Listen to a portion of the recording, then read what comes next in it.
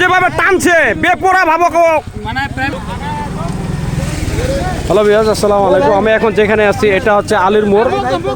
আলীর মোড় পার হয়ে যে সোলছলি, এই সোলছলির মধ্যে কিন্তু আমিও কিছুক্ষণ আগে যাচ্ছি। যাওয়ার পরে অটোতে করে কিন্তু অটো করে কিন্তু একটা কিন্তু ওই মাল নিয়ে যাচ্ছে। এতে করে কিন্তু একটা প্রাইভেট কার একেবারে বেপরা ভাবে যাচ্ছে। অল্পের জন্য কিন্তু আমিও কিন্তু বেঁচে গেছি।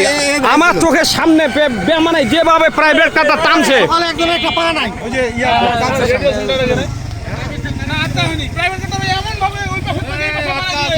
না না আমি স্টিল ছিলাম তো প্রাইভেট কারটা, আমি তো আপনাকে গেলাম। প্রাইভেট কারটা যেভাবে টানছে বেপরা ভাবক মানে প্রাইভেট কারটা কিন্তু আমার সামনে খালি ওভারটেক করলো ভাই। আপনাদের না না লোক ছিল না ভাই।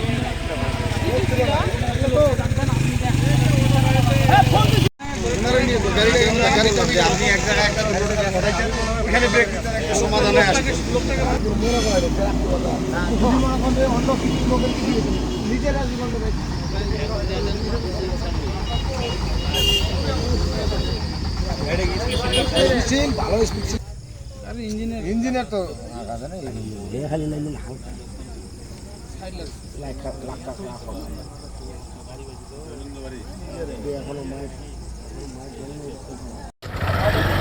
এটা সেই প্রাইভেট কার, যে প্রাইভেট কারটি মারি দিয়েছে। এই প্রাইভেট কারটি এটা, এই যে দেখেন সেই প্রাইভেট কার। এই যে প্রাইভেট কারটি দেখাচ্ছি।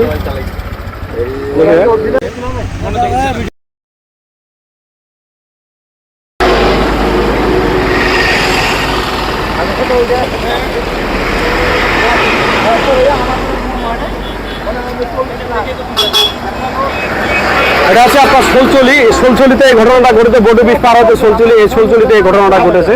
এই যে প্রাইভেট কারটি অবস্থা তিনজন কাকে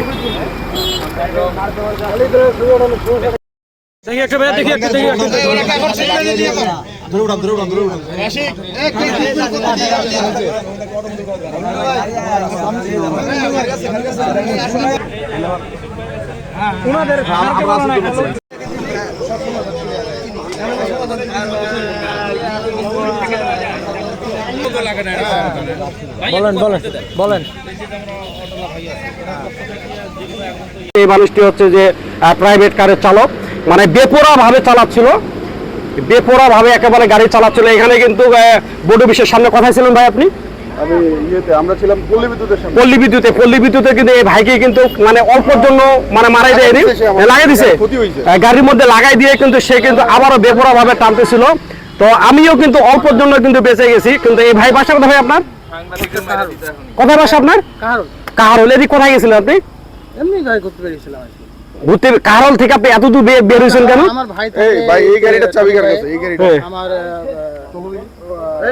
আমার ওয়াইফের বড় বোন থাকে। এটা ধরে রাখো। তো আপনি যে এত এইভাবে যে চালাচ্ছেন, আপনি তো ড্রাইভিং লাইসেন্স আছে আপনার? ড্রাইভিং লাইসেন্স আছে, তারপর আপনি যখন পরীক্ষা দেন আপনার কি এভাবে বেপরোয়া ভাবে চালানোর কোনো নিয়ম আছে? তাহলে আপনি এভাবে চালাচ্ছিলেন কেন? এটা ভাই একটু মানে রাফ চালানো হয়। কেন এইভাবে রাফ চালাবেন কেন? আজকে দেখেন আপনি কতগুলো ক্ষতি করছে, একটা বার চিন্তা ভাবনা করছেন? কত অবশ্যই এটা তো বলেন যে একটা ক্ষতি হয়ে গেল, তো আসলে এটা কোনোভাবেই পোষানো সম্ভব না।